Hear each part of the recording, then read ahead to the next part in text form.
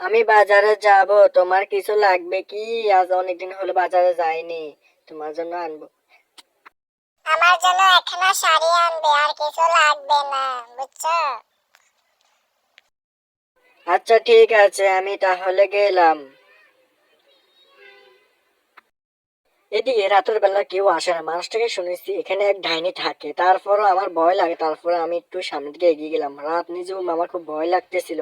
তারপর সাহস করে এগিয়ে গেলাম। এগিয়ে যেতে দেখলাম এক ডাইনি আমার সামনে একভাবে হাজির হয়েছে, ভয়ঙ্কর চেহারায়। ডাইনি বলতে লাগলো, তুই এদিকে কেন এলি? আজ তোর রক্ষা নেই। আজ তোকে আমি ফ্রেশ মজা করে খাবো। তোকে আমি ভয় পাই না। এদিকের মানুষ তোকে ভয় পেলে আমি তা ভয় করি না।